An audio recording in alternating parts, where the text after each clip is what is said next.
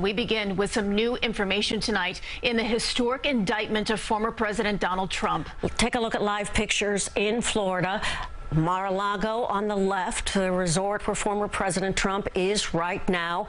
On the right, a live look at Trump's plane waiting on the tarmac at the airport in West Palm Beach. CBS News has learned the former president is expected to fly into New York Monday. And earlier today, CBS News obtained this document filed today in court that the judge found disclosing the existence of the indictment, quote, would be in the public interest and appropriate.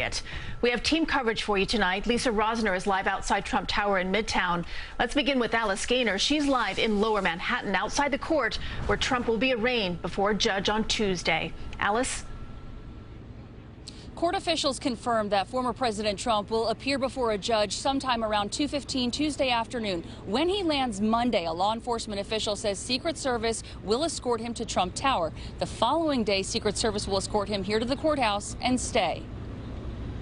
When former President Donald Trump surrenders, he'll likely be brought through a non-public entrance. Sources say he's not expected to be handcuffed because he'll be surrounded by federal agents. Defendants are fingerprinted, mugshots taken.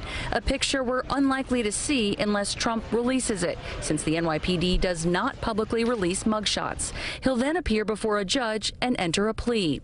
The indictment was brought to the clerk's office just before closing Thursday. It remains under seal, so we don't yet know the charges. The grand jury had been conducting an investigation into the accounting of an alleged hush money payment Trump's former lawyer and fixer Michael Cohen made to adult film star Stormy Daniels before the 2016 election over an alleged affair with Trump. We don't know what's in the indictment, so we could be looking at campaign finance charges. We could be looking at wire fraud, at banking fraud. Trump denies any wrongdoing and called the indictment political persecution and election interference at the highest level in history. His lawyer echoed that on CBS Mornings while acknowledging he doesn't yet know the charges either. What's happened here is this is a case that would not have been brought against another individual in this country if his name wasn't Donald Trump. Pursued by a prosecutor who has obviously very diverse political views from the president's. Manhattan DA Alvin Bragg arrived to his office surrounded by security. He's been the focus of Trump's ire.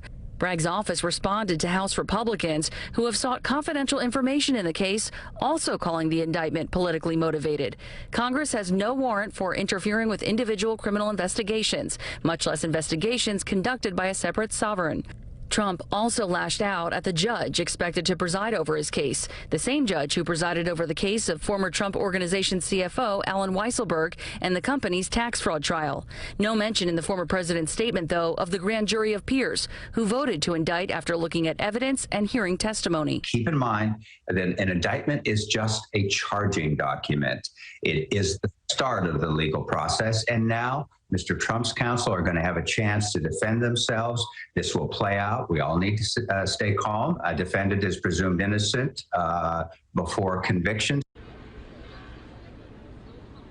Law enforcement sources say once released, he's expected to go back to Mar-a-Lago. Security remains tight outside of the courthouse here. They have barricades set up in front of the courthouse and across the street, which is where they're keeping journalists much further back than they normally do for high-profile cases. That's the very latest outside of the courthouse in Lower Manhattan. Alice Gaynor, CBS 2 News. Okay, Alice, thank you.